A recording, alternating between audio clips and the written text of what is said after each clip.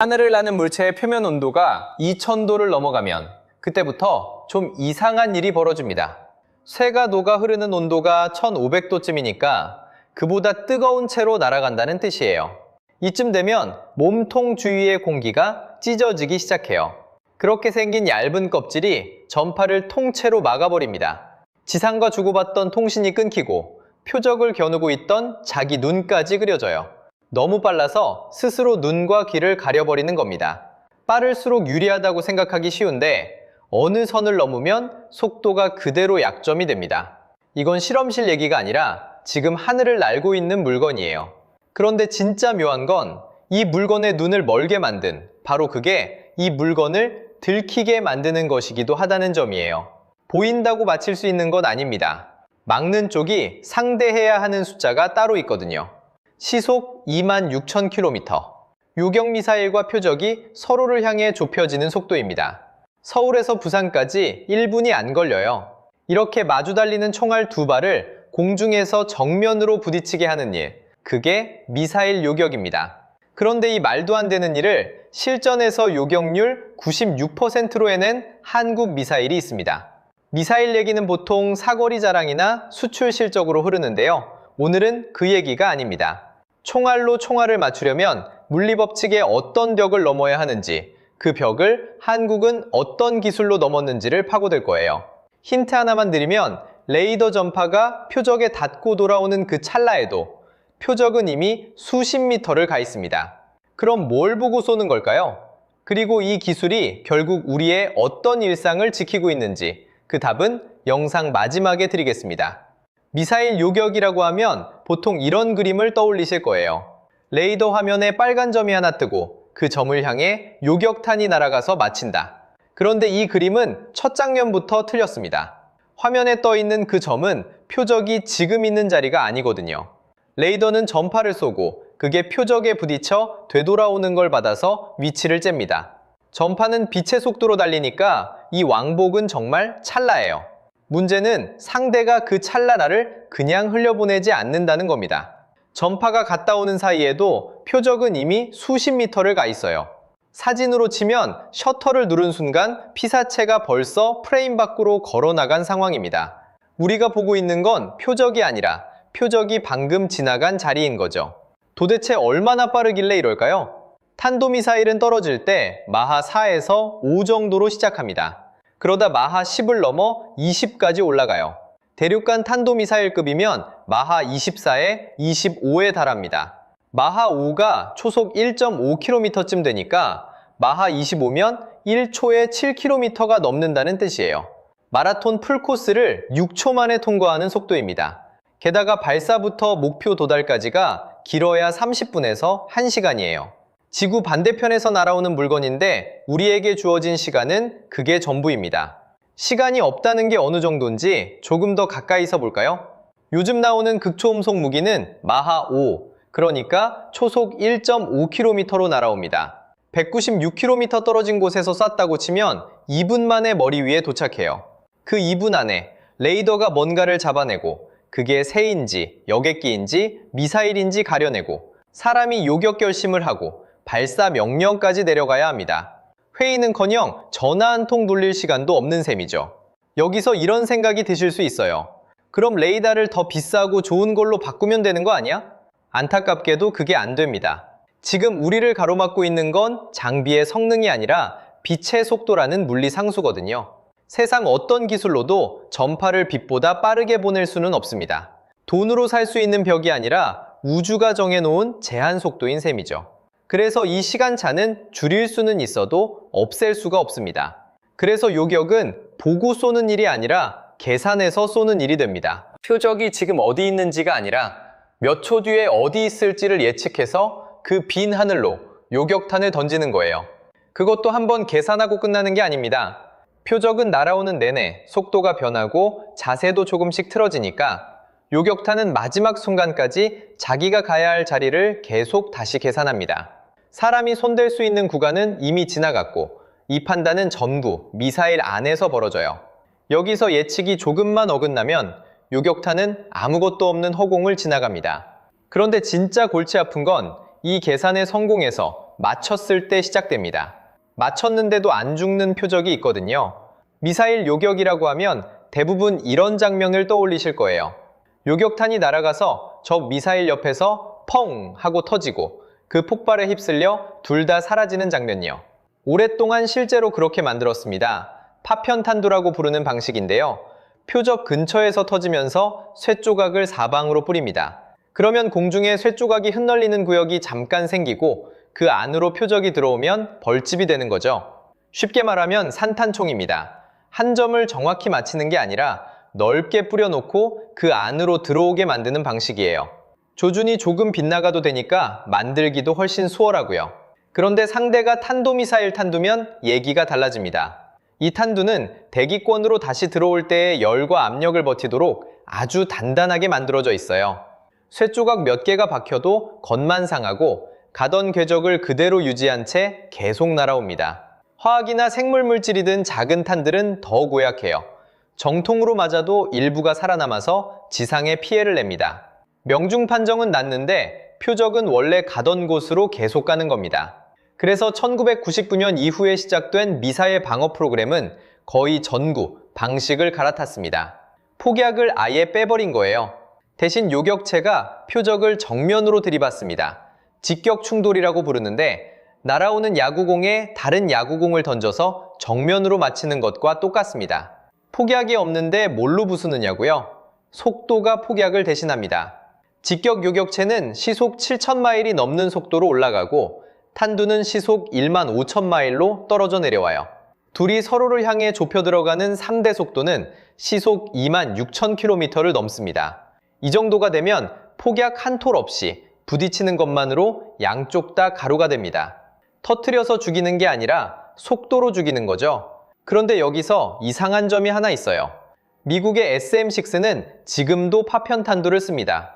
64kg짜리 폭풍 파편탄두에 가까워지면 알아서 터지는 근접 신관을 달았어요. 반면 패트리엇의 팩3 계열은 직격 충돌 방식입니다. 그럼 왜 다들 직격으로 안 바꿨을까요? 이유는 두 가지입니다. 하나는 용도예요. 대기권 안에서 비행기나 순항미사일을 상대할 때는 표적이 그렇게 단단하지 않아서 파편을 뿌리는 쪽이 오히려 효율이 좋습니다. 그리고 나머지 하나가 진짜 이유인데요. 직격이 비교가 안 되게 어렵기 때문입니다.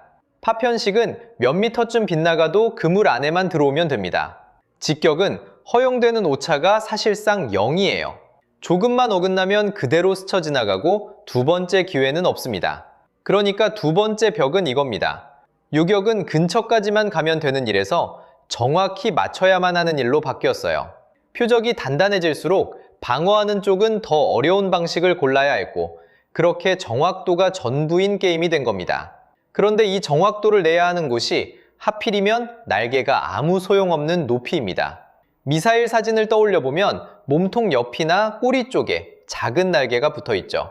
저걸로 방향을 트는 거 아니냐고 생각하실 텐데요. 맞습니다. 낮은 하늘에서는요. 날개는 스스로 힘을 만드는 부품이 아니에요. 빠르게 흘러가는 공기를 비스듬히 받아서 그 공기를 밀어낸 반작용으로 몸통을 옆으로 밀어내는 장치입니다. 그러니까 날개가 일을 하려면 조건이 하나 붙습니다. 밀어낼 공기가 있어야 해요. 그런데 위로 올라갈수록 공기는 빠르게 얇아라다집니다. 날개를 똑같은 각도로 꺾어도 붙잡을 공기가 없으니 돌아오는 힘이 확 줄어들죠. 눈길에서 핸들을 끝까지 돌렸는데 차가 그대로 미끄러져 나가는 상황을 떠올리시면 됩니다. 조종은 분명히 하고 있는데 몸이 말을 안 듣는 거예요. 그리고 하필 앞에서 이야기한 그 정확도를 내야 하는 곳이 여기입니다. 스치면 실패인 싸움을 날개가 죽어가는 높이에서 해야 하는 거죠. 그래서 높은 하늘에서 싸우는 요격체는 날개를 믿지 않습니다. 대신 우주선이 쓰는 방법을 가져옵니다. 우주에는 저을 물도 밀어낼 공기도 없어서 노도 날개도 소용이 없죠. 그럼 어떻게 방향을 바꿀까요? 가고 싶은 쪽의 반대편으로 뭔가를 힘껏 뿜어냅니다. 뿜어낸 만큼 반대로 밀려나거든요. 바퀴 달린 사무실 의자에 앉아서 무거운 가방을 앞으로 던져보면 바로 체감됩니다. 발로 바닥을 안 짚었는데도 의자가 뒤로 스르륵 밀려나죠. 요격미사일 몸통에 박힌 작은 로켓들이 하는 일이 정확히 이겁니다. 날개가 바깥 공기를 붙잡아 끌려가는 방식이라면 이건 자기가 가진 걸 버려서 스스로를 미는 방식이에요. 이걸 측추력 자세 제어 장치라고 부릅니다. 몸통 둘레에 작은 분사구를 고리처럼 들러놓고 필요한 순간에 아주 짧게 뿜어서 기술을 원하는 쪽으로 틉니다. 대표적인 구성은 추력기 6개로 몸이 뒹구는 방향, 고개를 드는 방향, 좌우로 흔들리는 방향을 한꺼번에 잡아줍니다. 패트리엇 계열도 미사일 앞부분에 작은 옆구리 노즐을 고리처럼 배열해두고 마지막 순간에 톡톡 분사해서 궤도를 미세하게 다듬어요. 그런데 이 장치의 진짜 역할이 하나 더 있습니다. 방향만 트는 게 아니라 미사일의 눈이 향한 방향을 붙잡아둡니다. 몸이 흔들리면 눈도 같이 흔들려서 겨우 잡아둔 표적을 놓치거든요. 뛰면서 휴대폰으로 영상을 찍어보면 압니다. 화면이 출렁여서 뭘 찍어놓는지 알 수가 없죠. 자세를 잡는 일과 표적을 계속 보고 있는 일이 사실은 한 몸인 겁니다. 자, 여기까지 벽이 3개 나왔습니다. 첫째는 시간입니다. 표적이 지금 어디 있는지 아무도 모릅니다. 둘째는 파괴입니다. 스쳐서는 안 되고 정면으로 때려야 합니다. 셋째는 조종입니다. 그 정면 충돌을 날개가 안 닿는 높이에서 만들어내야 합니다. 이 셋을 동시에 통과해야 요격이 딱 한 번 성공합니다. 그리고 이 3번째 벽을 넘는 방식에서 한국이 꽤 독특한 선택을 했는데 그 얘기는 조금 뒤에 하겠습니다. 여기까지가 이론입니다. 그럼 실제 전쟁터에서는 이 벽들이 어떤 성적표로 나타났을까요? 숫자 2개를 나란히 놓아보겠습니다. 0.55% 그리고 25%. 둘 다 우크라이나 상공에서 실제로 나온 요격 성공률입니다. 같은 하늘에서 나온 성적인데 차이가 40배가 넘어요. 왜 이렇게 벌어졌는지를 따라가 보면 앞에서 쌓아 올린 벽들이 종이 위의 이야기가 아니었다는 게 드러납니다. 앞에 숫자부터 보겠습니다. 러시아의 초음속 순환 미사일 KH-20입니다. 2024년 8월까지의 집계입니다. 우크라이나 상공으로 362발이 날아왔고 그중 요격에 성공한 건 딱 2발이었어요. 그게 0.55%예요. 약으로 치면 200타석에 안타 하나입니다. 그것도 국가방공망 전체가 달라붙어서 나온 기록이고요. 첫 요격 성공이 2024년 4월이었으니 그 전까지는 한 발도 못 잡았다는 뜻이기도 합니다. 이 미사일이 유난히 대단해서가 아닙니다. 들어오는 방식이 고약해요. 높게 쏠 때는 27km까지 올라갔다가 마하 4.6으로 내리꽂힙니다. 낮게 쏠 때는 12km 높이로 순항하다가 마지막에 마하 3.5로 파고들어요. 어느 쪽이든 레이더에 걸린 다음 계산할 시간을 거의 주지 않습니다. 옆에 놓을 숫자가 킨잘입니다. 흔히 패트리엇이 킨잘을 90% 넘게 잡았다고 알려져 있는데요.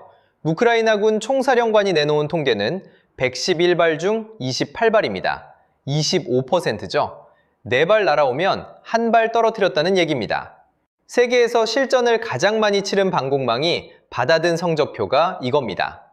그런데 이 두 숫자의 차이가 의미심장합니다. 킨잘처럼 높이 올라갔다 떨어지는 쪽은 그래도 궤적 계산이 됩니다. 반대로 낮게 깔려서 빠르게 파고드는 쪽은 계산할 시간 자체가 안 나와요. 장비가 허술해서 나온 숫자가 아니라 앞에서 본 물리가 실제 하늘에서 그대로 작동한 결과인 겁니다. 뉴스에 뜨는 요격 성공 장면 뒤에는 화면에 안 잡힌 나머지가 훨씬 많다는 뜻이기도 하고요. 여기서 이런 생각이 드실 거예요. 그럼 요격률이 낮은 만큼 요격탄을 잔뜩 사두면 되는 거 아닌가? 그게 돈만으로는 해결이 안 됩니다. 2026년 이란과의 전쟁을 볼까요? 미국이 쏟아부은 요격탄이 1,500발에서 2,000발 사이로 추정됩니다. 이 한 번으로 패트리엇 요격탄 재고의 3분의 2가 사라졌고 사드 요격탄도 38%가 날아갔습니다. 그럼 밭이 채우면 되지 않느냐 싶은데 여기서 진짜 벽이 나옵니다. 패트리엇 요격탄을 만들어내는 속도가 지금 1년에 600발이에요. 2030년까지 2000발로 끌어올리는 게 목표입니다. 계산이 안 맞죠? 몇 년치 생산량이 몇 주 만에 증가한 겁니다. 요격탄은 라인만 늘리면 다음 달부터 2배씩 나오는 물건이 아니어서 목표 연도도 저렇게 멀찍이 잡혀 있어요. 그래서 미국 국방부가 2026년 7월 말에 움직였습니다. 요격탄 재고를 채우겠다며 182억 달러 규모의 긴급 예산을 요청했어요. 재고가 곧 국방력이라는 말이 비유가 아니라 회계장부의 문제였던 겁니다. 세계 최강이라는 방공망의 성적표가 이렇습니다. 그런데 바로 이 시점에 유럽 국가들이 한국 방공체계 자료를 요청하기 시작했어요. 숫자 하나 때문입니다.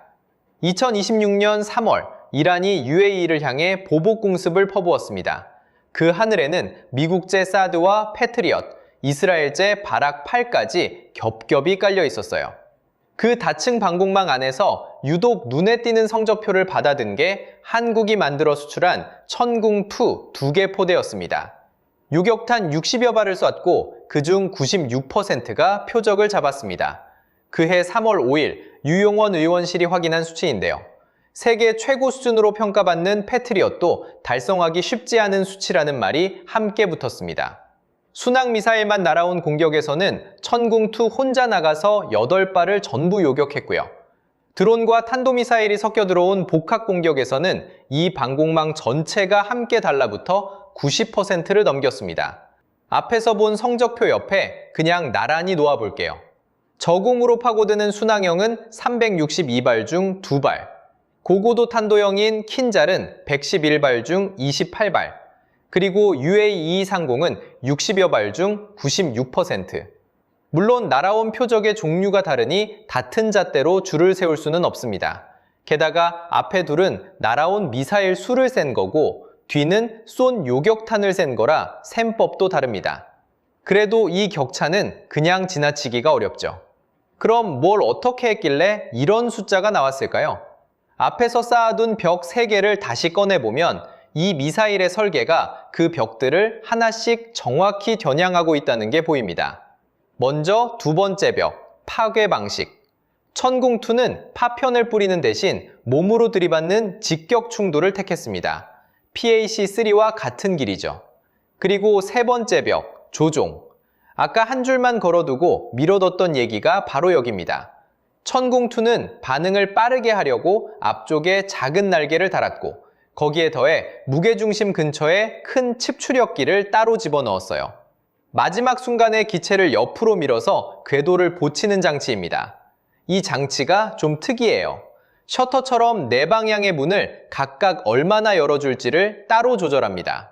샤워기에서 나오는 물줄기 세기를 방향마다 다르게 맞춘다고 생각하시면 돼요. 켜고 끄는 게 아니라 세기를 조절한다는 게 핵심입니다. 표적 코앞에서 남은 아주 작은 어긋남을 마지막에 한 번 더 지울 수 있게 되거든요. 그러니까 첫 번째 벽이었던 시간 문제까지 조금은 덜어주는 셈이에요. 있을 자리를 계산해서 쐈는데 그 계산이 살짝 빗나갔더라도 끝에서 손볼 기회가 한 번 더 생기는 거니까요. 말로 하면 간단한데 이건 편한 결정이 아니었습니다. 이미 세계가 쓰는 정답지가 있었으니까요.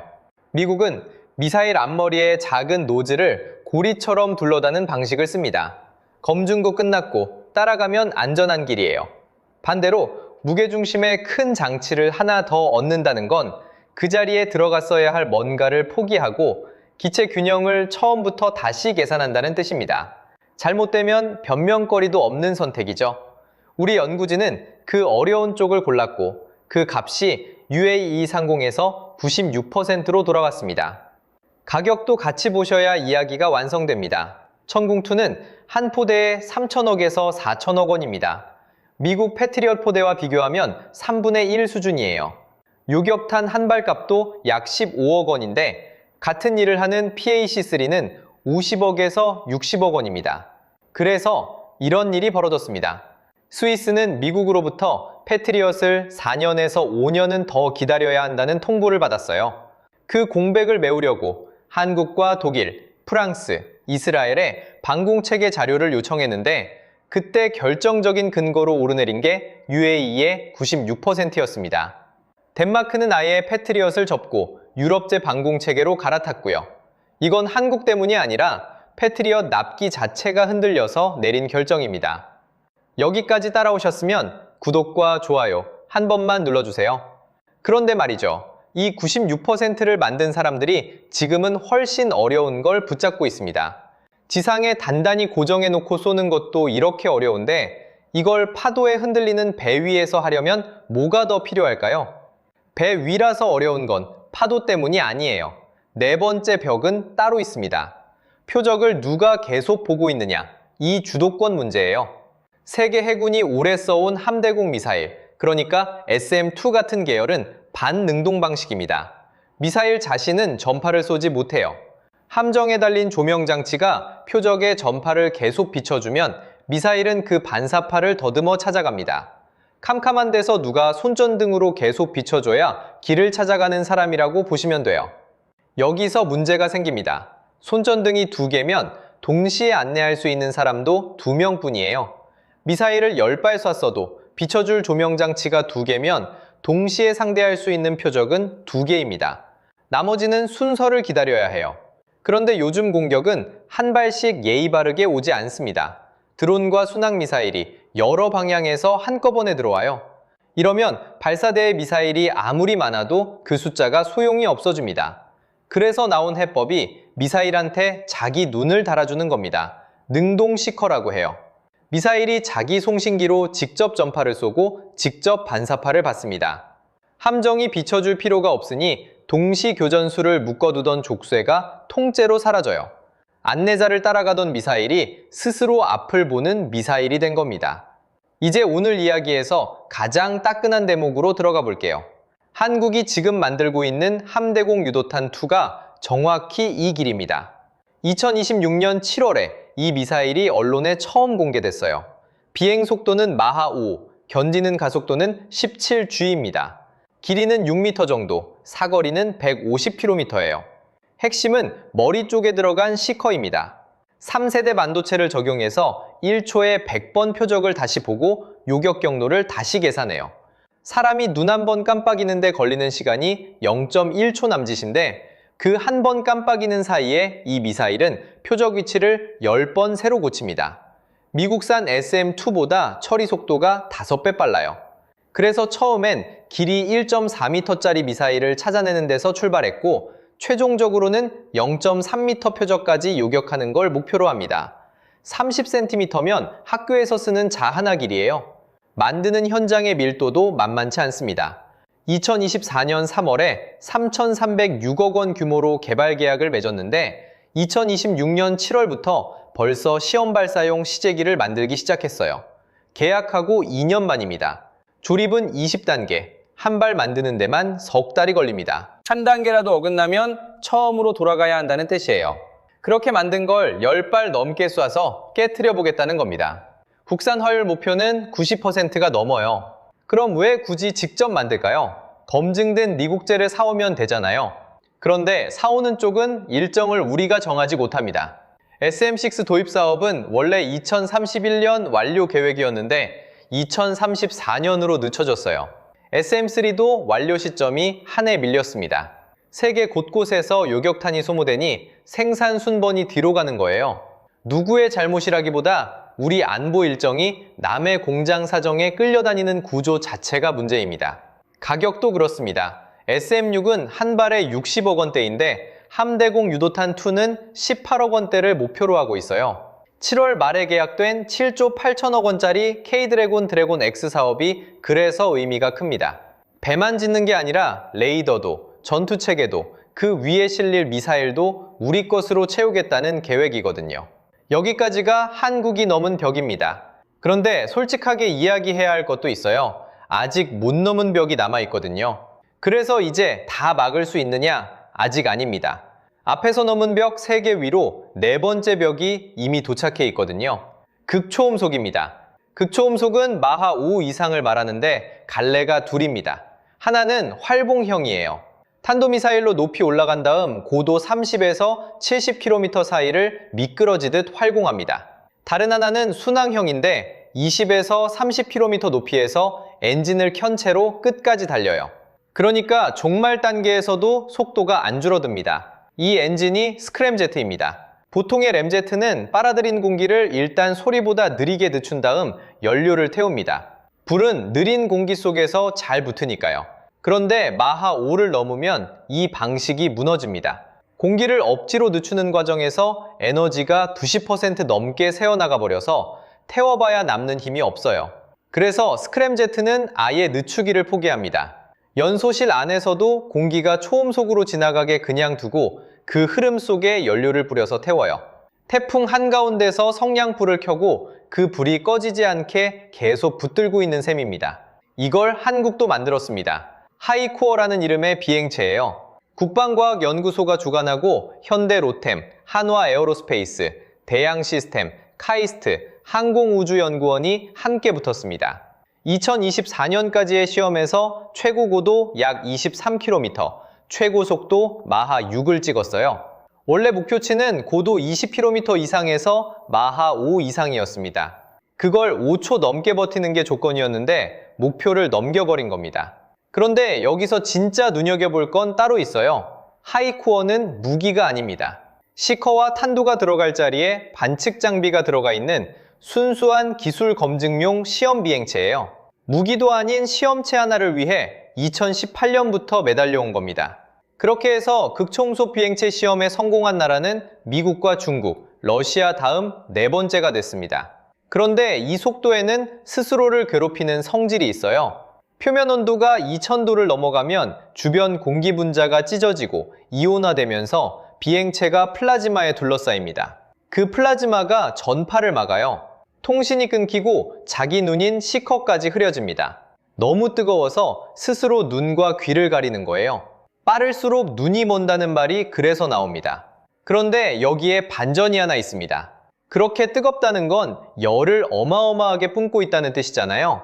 열을 보는 눈, 그러니까 적외선 탐지 장비 앞에서는 오히려 캄캄한 밤의 횃불처럼 훤히 드러납니다. 빠르다고 무적은 아니라는 거죠. 그리고 요격하는 입장에서 진짜 골치 아픈 건 속도가 아닙니다. 탄도미사일은 포물선을 그리니까 계산이 되는데 활공형은 날아가는 내내 궤도를 바꿔요.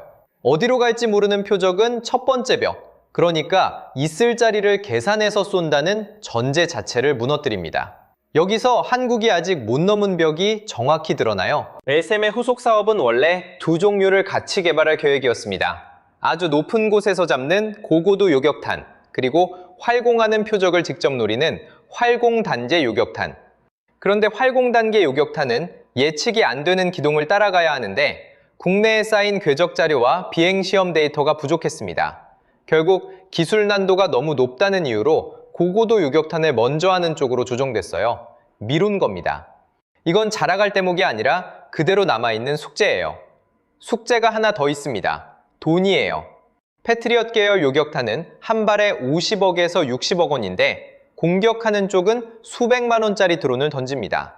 미 해군은 후키 반군을 상대하다 함대공 미사일이 바닥나서 결국 근접방어 기관포로 자폭 드론을 쏴 떨어뜨리는 상황까지 갔어요. 이걸 계속하면 막는 쪽이 먼저 무너집니다. 그래서 한국이 꺼낸 답이 레이저 대공무기 천광이에요. 국방과학연구소가 2019년에 시작해 4년 만에 개발에 성공했고 2024년 세계 최초로 실전 배치된 레이저 대공무기가 됐습니다. 3km 안에 들어온 드론을 1초에서 2초 만에 떨어뜨려요. 그런데 한 발 쏘는 비용이 2,000원입니다. 커피 한 잔 값도 안 되는 겁니다. 자, 그럼 처음에 미뤄뒀던 질문으로 돌아가겠습니다. 이 기술이 결국 우리의 뭘 지키고 있는 걸까요? 답부터 말씀드릴게요. 이 기술이 지키고 있는 건 아무 일도 일어나지 않은 하루입니다. 요격은 성공하면 아무것도 남기지 않는 기술이에요. 날아오던 것이 공중에서 가루가 되면 그 아래 도시에서는 평범한 출근길이 이어지고 아이들은 평소처럼 학교에 갑니다. 실패했을 때만 뉴스가 되고요. 그러니까 이 기술의 성적표는 화면에 잡힌 요격 장면이 아니라 아무 소식 없이 지나간 날들의 개수입니다. 우리가 오늘 하루를 지루하게 보냈다는 사실 자체가 누군가의 계산이 맞아떨어졌다는 뜻이에요. 세상에서 가장 조용한 성공인 셈입니다. 그 조용한 하루를 만들려고 넘어야 했던 벽이 오늘 본 세 가지였습니다. 표적이 지금 어디 있는지조차 알 수 없다는 시간의 벽, 맞춰도 안 죽는다는 파괴의 벽, 그리고 날개가 닿지 않는 높이에서 방향을 틀어야 하는 조종의 벽. 이 벽들은 누구 앞에나 똑같이 써 있어요. 물리법칙은 나라를 가려가며 적용되지 않으니까요. 그래서 이 벽을 어떤 방식으로 넘느냐가 그 나라의 과학이 어디까지 왔는지를 그대로 보여줍니다. 한국은 그 세 개의 벽을 실전에서 96%라는 숫자로 넘어섰고 극초음속이라는 네 번째 벽 앞에는 아직 서 있는 중입니다. 그런데 96%를 자랑으로만 읽으면 절반만 읽은 겁니다. 저 숫자의 진짜 무게는 남은 4%에 있어요. 100번 겨눠서 4번은 빗나갔다는 뜻이고 그 빗나간 자리에는 누군가의 집과 하루가 있었다는 뜻이니까요. 지금 이 순간에도 그 4%를 3%로 끌어내리려고 계산을 붙들고 있는 사람들이 있습니다. 미사일이 표적을 1초에 100번씩 다시 보게 만든 것도 무기도 아닌 시험용 비행체 하나에 몇 년을 쏟아부은 것도 결국 그 몇 퍼센트를 깎아내리는 작업이었어요. 오늘 이야기의 주인공은 미사일이 아니라 그 계산을 놓지 않은 사람들이었습니다. 마지막으로 질문 하나 남기고 갈게요. 패트리엇 계열 요격탄은 한 발에 50억 원이 넘어가는데 레이저 대공 무기는 한 번 쏘는데 2,000원이면 됩니다. 성능 하나에 끝까지 올인하는 게 맞을까요? 아니면 조금 부족해도 싸게 많이 만드는 쪽이 맞을까요? 정답이 정해진 문제가 아니라서 저도 궁금합니다. 여러분은 어느 쪽이라고 보시는지 댓글로 남겨주세요. 오늘 이야기가 흥미로우셨다면 좋아요와 구독도 큰 힘이 됩니다.